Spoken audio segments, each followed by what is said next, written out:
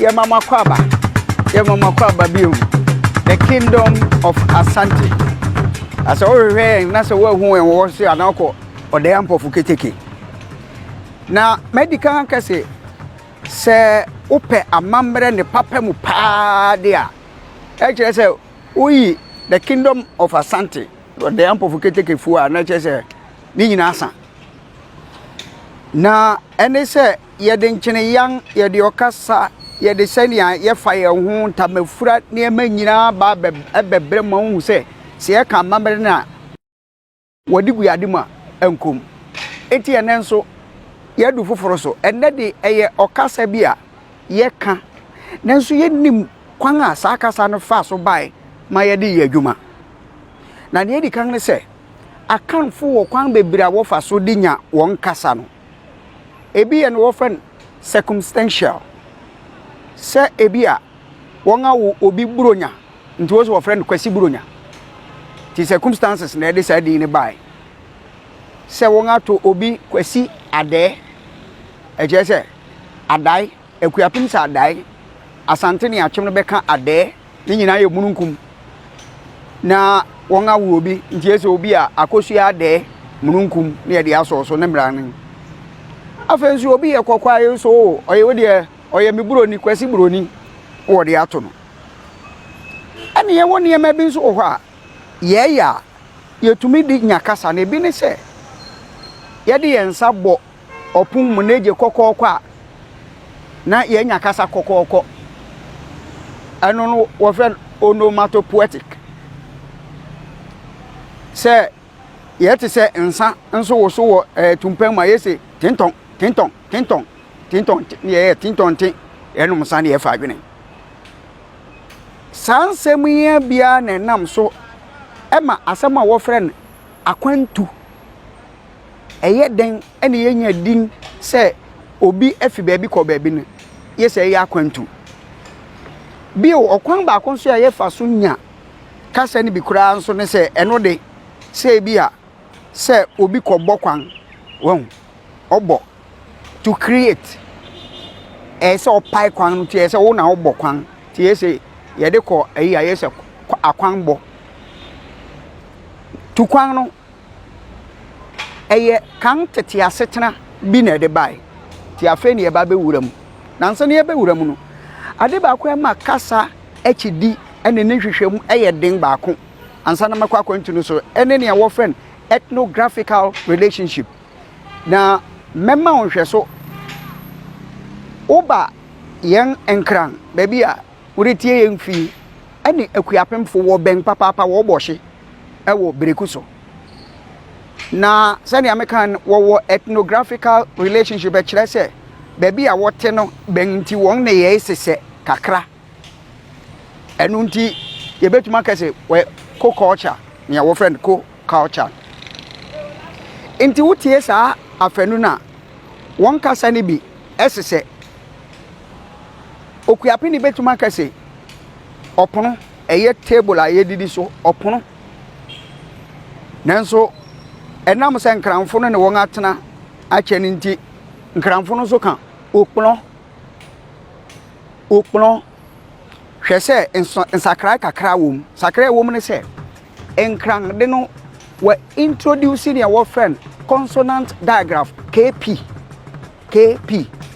and the consonant digraph we introduce wo nanso kasa dua no a ye be kase conceptual frame no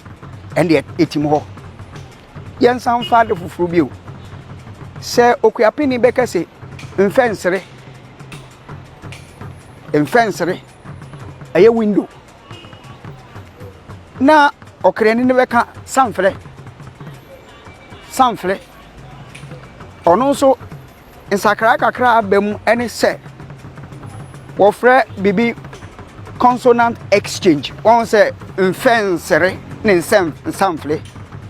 asakra the consonant exchange segment akwantu de no nienti a ema nsɛm na chidi no eyedin amuabien na me de ama ho ti afa ye mbra akwantu no tete no baabi a nipa tete no na emutwe na ne wofre ne nan so Hamlet nti won a abomofo ba bi a wo ya ne Hamlet wa na ne nan so wa ha behwe na obi nso de wa akiri na obi de wa akiri nti ne wo men enti aya no wo de nkyerɛkyerɛ mu ene nsenkyerɛne ena edidi nkomo ti so obi ni ne fia so ma hu so ni ho se o around a obema wahu so around enti ni eba na se obi be fi ne nan so ho a obi a wo kwan a won apai a eko enti se me na me pese me fi ba bi a nan so no na bi a eho nyina ye achi mota ena me pese me fu okọ ba bi fufura ne a me ye ne se me nan so no okwan na aka kakra na wadu nan so na nkasa na anim ho no me kotu kwan nim kakra me tu kwan nim tutu ho kakra na se me tu okwan nim a wo beba na metutu ho pe metutu kwan no tokuru kakra bi da ho pe na wahu se minni ho na afa nso minni vicinity anase ekura anase na mum me ko ba bi fufuro afa wa adwene reba so enti tukwan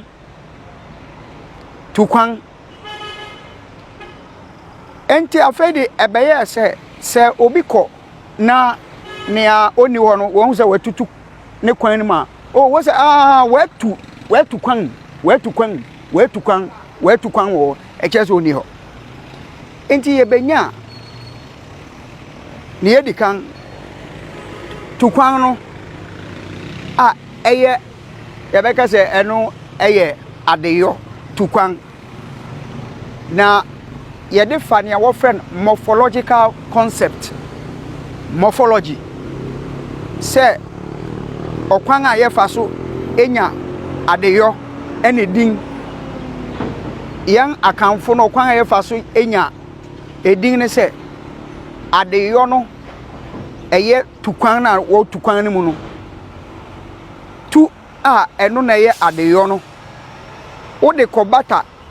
kwan na chipe na kire se yenya kwantu enti didi atem ye pese yenya ne noun form through the morphological concept na eno so ye benya atem didi enti enye didi atem emfom so si ye pese yenya kwan a nya kwan enti nya no kodi kwan na chi a yenya akwanya opportunity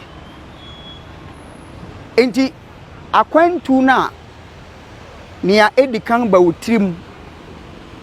a yenim se obi afi ba bi ko ba bi eye asetena kan tete ewo ho se ubekọ onipa no aka kakra no wadu na abogbo ano no na watu kwan nim de kire wo se oni ho enti literal sense se okasa na se kire edikan kra ene se tutu form tutu kwan na communication experts and also communicators in we say wo socially accepted meaning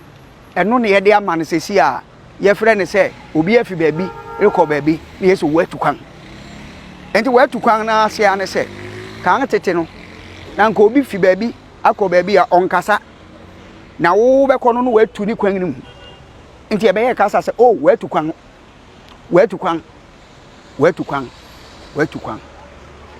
enti se wo pese wo kan biye ne boma na kire se ye ba kasi ba ko ye literal sense na the other one a socially accepted sense of the meaning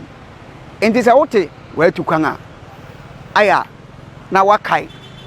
ehun se tete adeyo bi ene de bai